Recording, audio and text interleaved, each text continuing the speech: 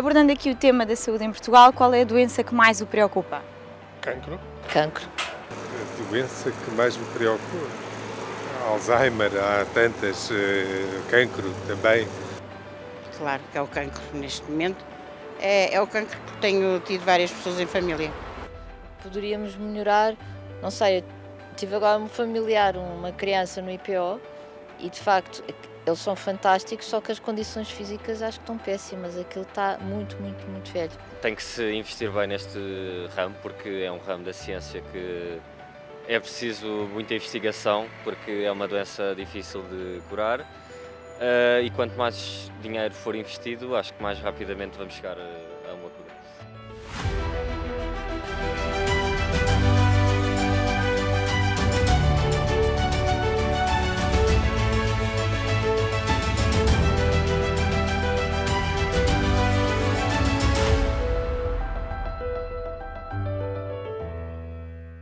O cancro é a doença que mais preocupa 75% dos portugueses.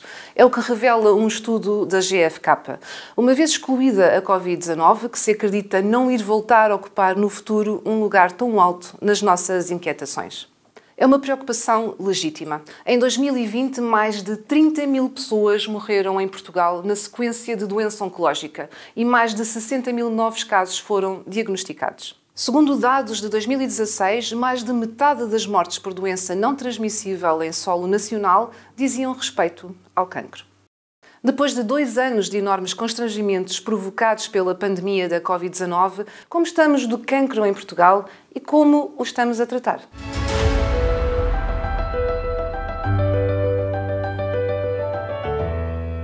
O cancro é uma doença complexa. E se quiser podemos falar um bocadinho sobre isso. É uma doença muito complexa.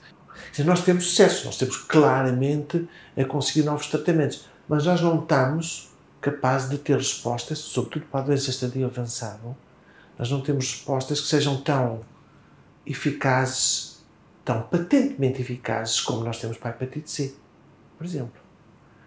Nós até agora não conseguimos curar muitos mais cancros que estejam em estadios avançados. Nós prolongamos a sobrevivência dos doentes, mas não conseguimos eliminar o problema. Nós temos que continuar a apostar em descobertas de novos medicamentos para essas pessoas, que nós aumentamos a sobrevivência das pessoas, mas temos que claramente impedir a alimentação da cadeia mais atrás. Nós temos que arranjar projetos que consigam diminuir a incidência de cancro, que consigam permitir o diagnóstico mais precoce de cancro, porque é nessa fase em que atualmente a medicina consegue curar mais cancros. Uma praga que vai acontecer na área do cancro é a mortalidade por cancro do pâncreas. Não há neste momento qualquer hipótese de haver rastreio para cancro do pâncreas. Estamos a falar de um órgão profundo, de um órgão que, quando é diagnosticada a doença, está em estadio avançado, quase sempre. Portanto, nós precisávamos de ter qualquer coisa que, do ponto de vista técnico e científico, nos permitisse, se calhar, encontrar estas pessoas o mais cedo possível e na única fase em que elas podiam ser curadas, que era na altura de uma cirurgia que lhe permitisse, de facto, curar estes tumores. E o cancro, neste momento, do pâncreas vai constituir-se como a quinta causa de morte por cancro. Em 2019, o rastreio do cancro da mama manteve a cobertura geográfica total em 4 administrações regionais de saúde nas regiões autónomas da Madeira e dos Açores. A cobertura geográfica do rastreio do cancro do cólon e reto é de 75,9% em Portugal continental e 78,1% a nível nacional. E a do cancro do colo do útero de 100% em Portugal continental e 98,4% a nível nacional. Temos bons programas de rastreio, o que não significa que não possamos aperfeiçoá-los e criar novos. Mas quando falamos do que há a melhorar no tratamento do cancro, esta não é a única questão. Nós precisamos de mais tempo para não só estar com os doentes, a conversar com os doentes, mas mais tempo a analisar o caso, mais tempo para estar a discutir o caso na reunião multidisciplinar, mais tempo para fazer uma boa proposta para o doente. Para que quando eu estou numa consulta, atenção que isto já é uma maravilha, 30 minutos com o doente, é uma maravilha conseguir isto. Eu não tenho que estar 2/3 do tempo a olhar para um ecrã. São pessoas com doenças, não são ecrãs, é diferente. E tempo, nesta como em outras áreas, significa recursos. O Sr. neste momento tem todos os recursos humanos que precisa? Não, é óbvio que não. Em 2020, o cancro do cólon e reto representou quase 1/5 dos novos casos de doença oncológica em Portugal. No top seguiram-se mama, próstata, pulmão e estômago. Mas já em 2021, o rastreio dos cancros da mama, reto e colo do útero sofreu quebras de mais de 500 mil de pessoas. Depois de 2 anos de pandemia, como estamos em termos de metas do Plano Nacional para as Doenças Oncológicas? Estivemos neste último ano a preparar um conjunto de iniciativas que vai culminar na Estratégia Nacional de Luta contra o Cancro, que está neste momento em análise para tutela para ser implementada. No entanto, algumas coisas já estão a ser feitas, independentemente do plano em si estar já num estado avançado ou não. Este plano, como é óbvio, ainda não é público, mas vai ter que o ser, vai ter que ser chamado os stakeholders, são as pessoas interessadas, desde as associações, começar pelas associações de doentes, as estruturas envolvidas, os hospitais, os centros de saúde, as ARS, enfim, a ACSS, todas as estruturas do Estado, bem como da sociedade, têm uma palavra a dizer.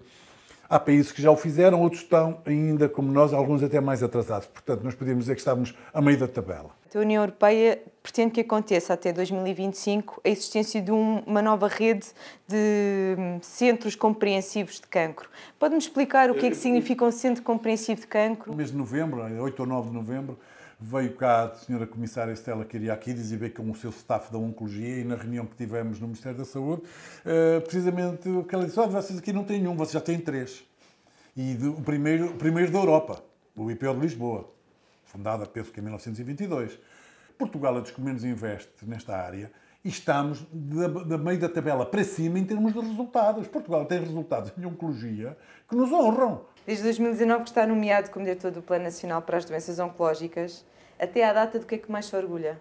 Orgulho-me de ter conseguido dar algumas respostas rápidas num sistema que era débil. Por exemplo, no ano passado, quando os hospitais de Lisboa fecharam com o Covid, foi importante em horas, eu diria em horas, em dias, nós conseguimos saber qual era a lista de espera em Portugal dos doentes oncológicos, dos 5.550 e tal doentes, um a um.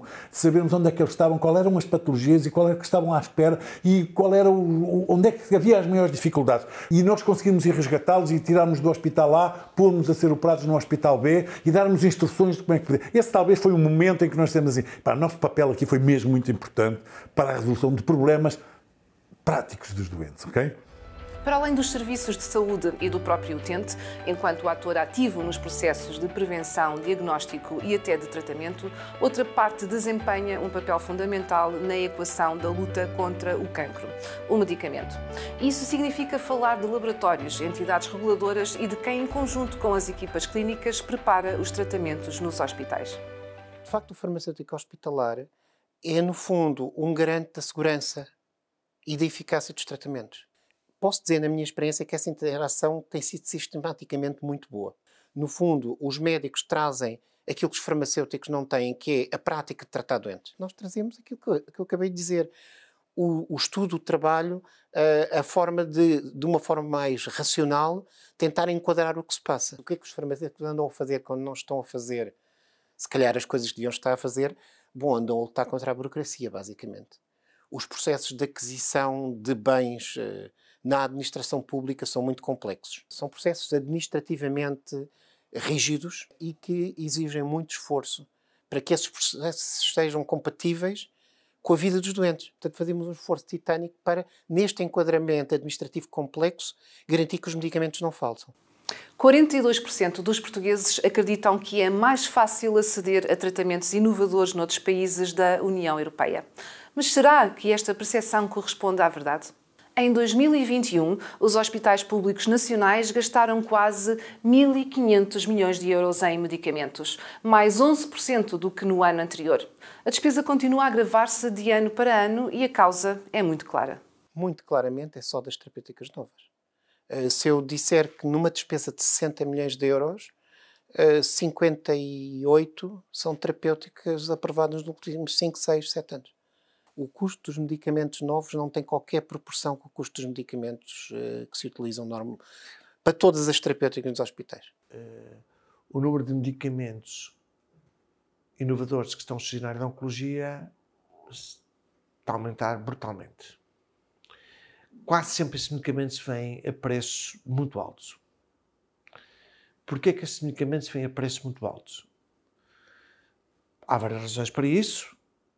Obviamente que são as entidades privadas que conseguem trazer a inovação e muitas vezes para aquela patologia nós temos como inovação aquele medicamento ou aqueles 2 ou 3 medicamentos que vêm àquele preço. E às vezes quase que parece que é pegar ou largar. Isto é extremamente difícil porque os médicos não podem ser colocados na posição de dizer assim: os senhores estão a prescrever coisas que são extremamente dispendiosas e a despesa depois não vai ser incontrolável. Isso é uma solução que tem que ser encontrada a nível mais alto. Isso é uma solução que tem que ser encontrada, se calhar até supranacional. Mas o que distingue, afinal, um medicamento inovador? Eu diria que um medicamento inovador é um medicamento que dá resposta a uma necessidade terapêutica não satisfeita. E as palavras-chave aqui são resposta e não satisfeita. Ou seja, se eu tenho um medicamento para uma necessidade terapêutica que está coberta, mas que é mais cómodo porque é oral e o outro é injetável, ou dá-se menos vezes, ou tem um perfil de reações adversas diferente, não necessariamente melhor. Isso é novidade, são novos medicamentos, há alguns assim. Mas não é indispensável que os doentes façam isso para serem bem tratados da sua doença. Coisa diferente é aparecerem terapêuticas novas que são, de facto, que mudam o tratamento da doença, fazem os doentes viver mais e melhor. Portanto, sempre que há a percepção de que um medicamento é necessário para um doente viver mais e melhor, na minha experiência, falo só daquilo que sei, não, poderão haver outras experiências diferentes e não tenho o conhecimento todo, na minha experiência não tem sido fornecido aos doentes, tem feito tudo para obter os medicamentos para os doentes em tempo. O nosso objetivo é que todos os medicamentos que de facto trazem mais-valia em termos de resultados em saúde, que eles possam estar disponíveis à nossa população e, digamos, o mais rapidamente possível. Em 2020, 49 medicamentos para tratamentos oncológicos foram submetidos à avaliação do IFARMED. 36 foram aprovados.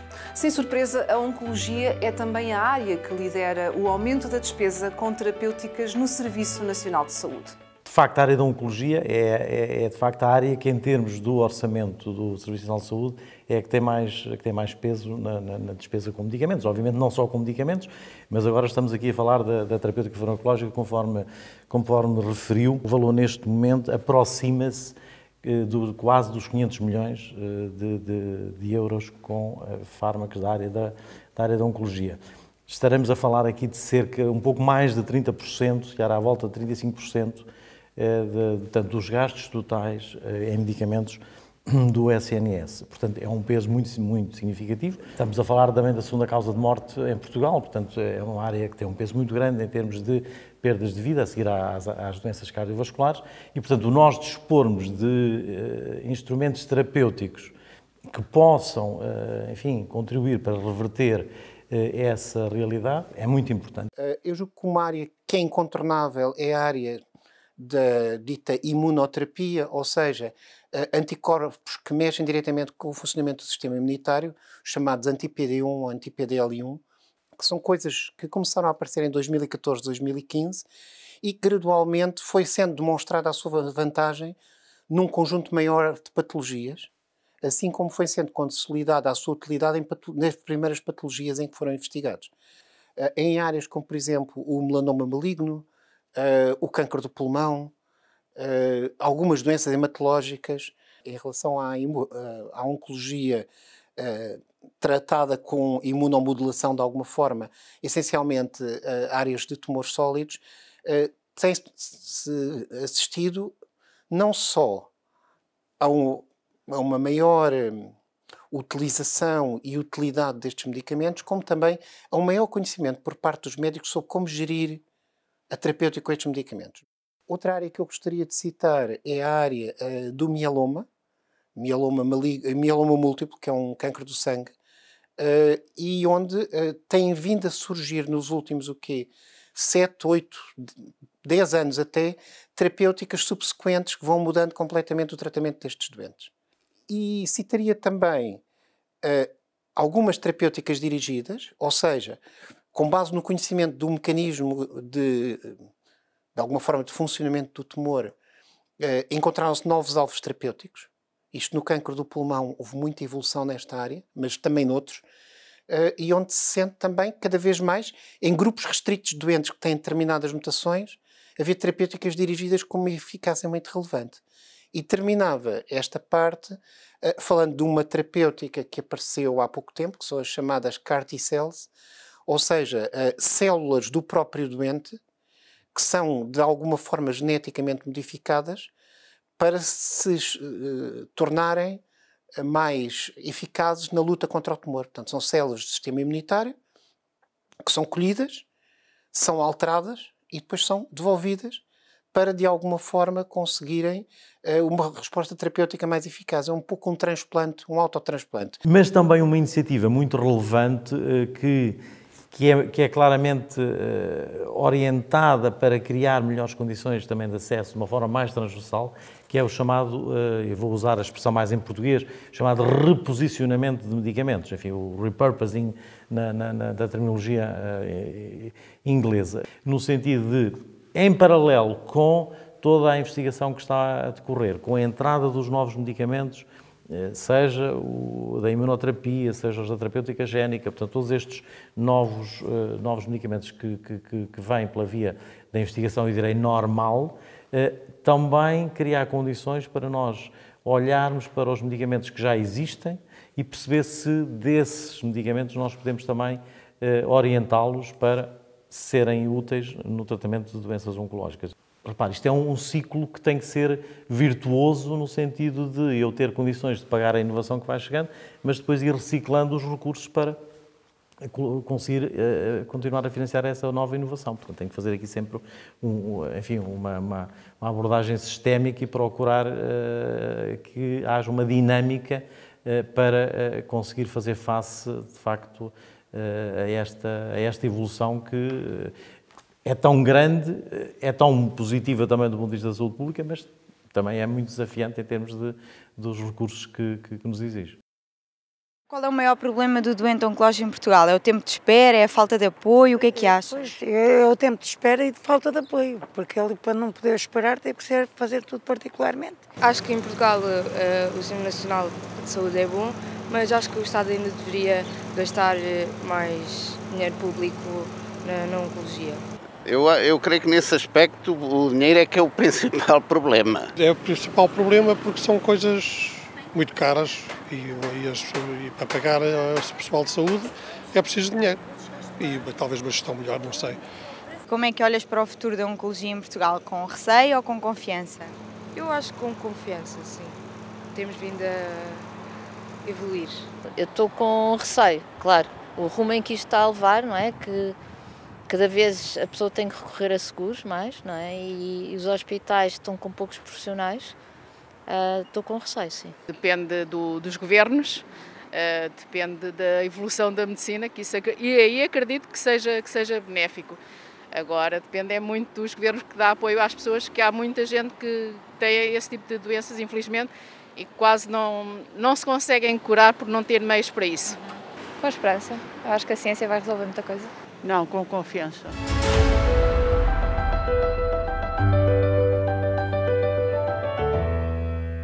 68% dos portugueses consideram que o dinheiro gasto pelo Estado na área oncológica é insuficiente.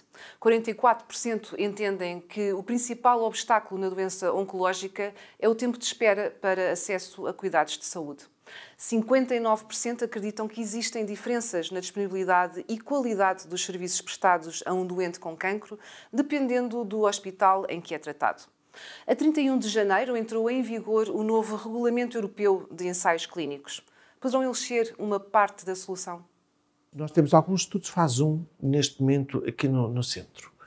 E temos um projeto muito grande para termos um centro fase 1 com um consórcio americano aqui no hospital. Um dos doentes com cancro do rim que entrou no estudo fase 1, com um medicamento novo de imunoterapia, não é um medicamento daqueles que se utilizam, dos que estão aprovados. O doente que entrou muito mal, está com uma resposta espetacular, está em remissão da doença. Diz assim, vai ser a cura do cancro do rim? Não estou a dizer isso. Mas para aquele doente são certamente alguns, ele já está há quase 2 anos em seguimento. Foi muito tempo que lhe foi oferecido para uma situação que estava sem qualquer tipo de resposta. Nós queremos que os ensaios clínicos sejam uma oportunidade para os doentes. E eu ambiciono é que os ensaios clínicos sejam uma interface de credibilidade do serviço a nível internacional, isto é, que as pessoas reconheçam, não, nós podemos contar com esta estrutura porque eles vão fazer o seu melhor por este ensaio, mas que seja, sobretudo, uma interface de inovação para os doentes. Portanto, aquilo que eu gostaria muito é de ter todas as áreas que têm necessidade crítica de inovação preenchida com ensaios. Já que o Sr. tem esta ambição para os ensaios clínicos, para as unidades que têm aqui instaladas, o que é que vai corresponder ao melhorar o novo regulamento europeu de ensaios clínicos? É algo que vai acelerar a aprovação dos ensaios. Um dos grandes problemas que nós temos na métrica é o tempo até a aprovação dos ensaios. Nós não podemos estar como estávamos com 4, 5 meses à espera, desde que somos selecionados como centro até termos um ensaio aberto a funcionar. Agora, a expectativa de redução passará a ser... Nós deveríamos ter, desde o momento em que nós somos selecionados, nós deveríamos ter tudo preparado, na minha opinião, no prazo máximo de 2 meses. Como ilustram as vacinas de mRNA, originalmente desenvolvidas para o tratamento do cancro, a oncologia lidera hoje a inovação em medicina. E quando falamos de ensaios clínicos, é ela mais uma vez que está no topo da tabela.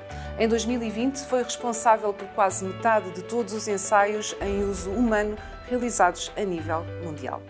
Onde é que está o problema para nós fazermos mais ensaios clínicos? Sim, continua a ser alguma parte burocrática, mas não é o principal. O principal neste momento continua a ser nas administrações hospitalares, mas também não é só. É na atividade em Portugal. Como é que nós vemos isto? Eu vou-lhe explicar. O grande problema é como é que nós contabilizamos no SNS, porque há investigação clínica fora do SNS, infelizmente ainda é residual. Mas como é que o SNS, isto é uma área, vamos utilizar o termo, é uma área que dá muito dinheiro ao SNS. É lucrativa. Se o SNS custa 800 milhões, a Espanha está a tirar neste momento mais de 1.000 milhões. A Inglaterra está a 1 milhão da última vez, em 2016, 1.400 milhões de libras por ano. Pelas nossas contas, devíamos estar com 200 a 300 milhões de euros. Isto era dinheiro que estava a injetar no SNS, que é dos melhores da Europa nesta área, mas nós só olhamos para o SNS como uma componente gastadora.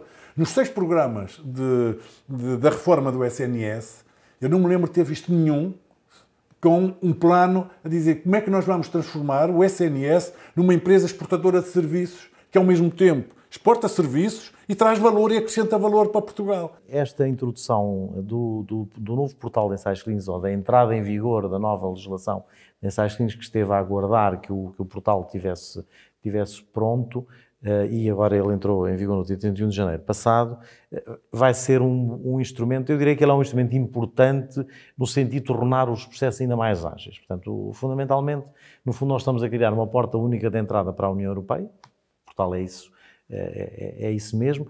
Vamos, de uma maneira mais expedita, partilhar as responsabilidades da avaliação.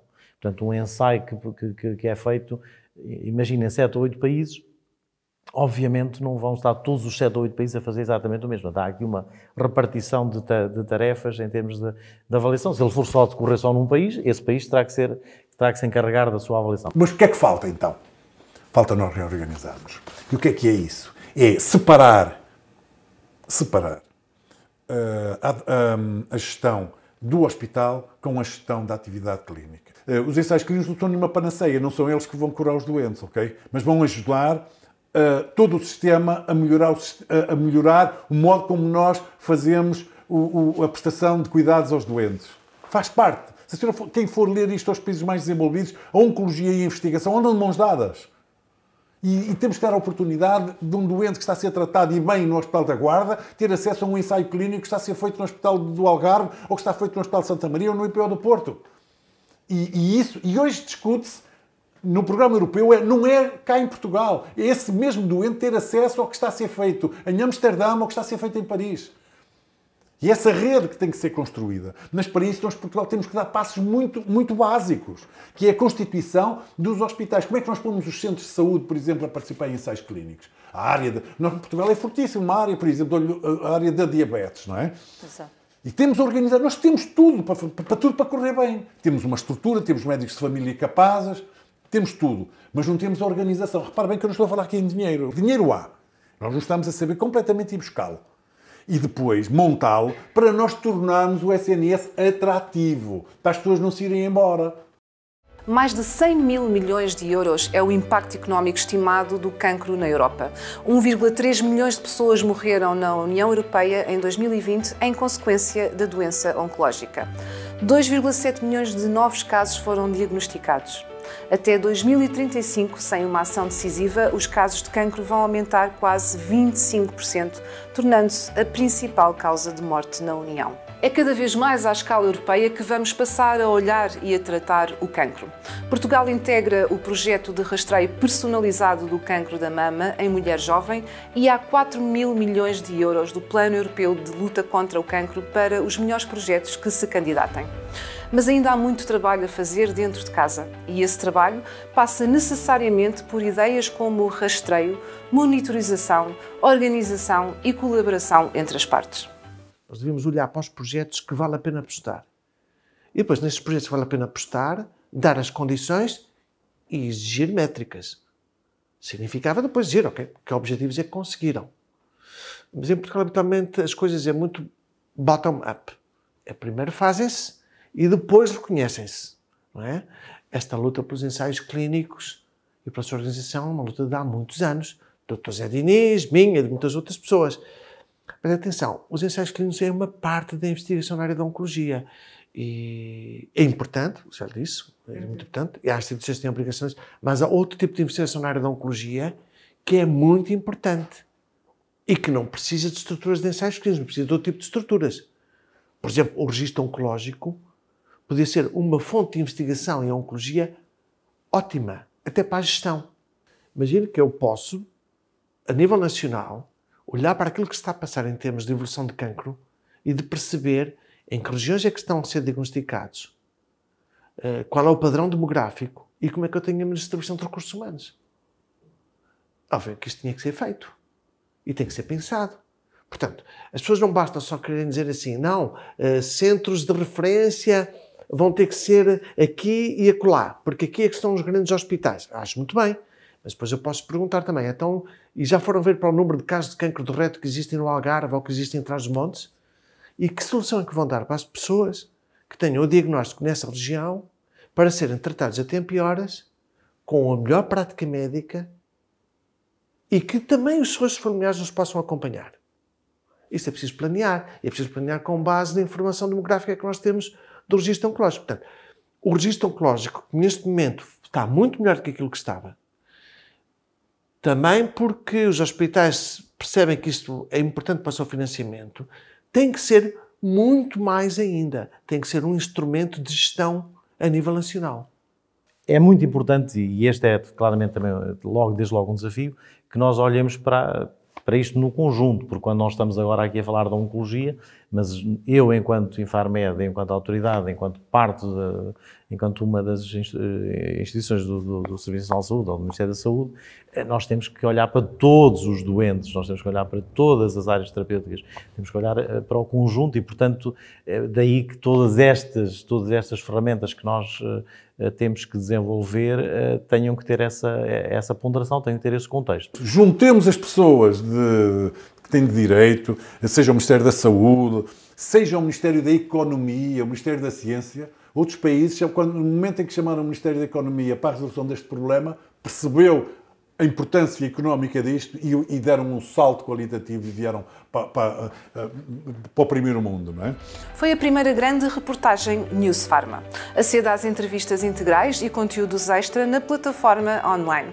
Encontramos-nos na próxima especialidade para tomar o pulso ao estado da saúde em Portugal.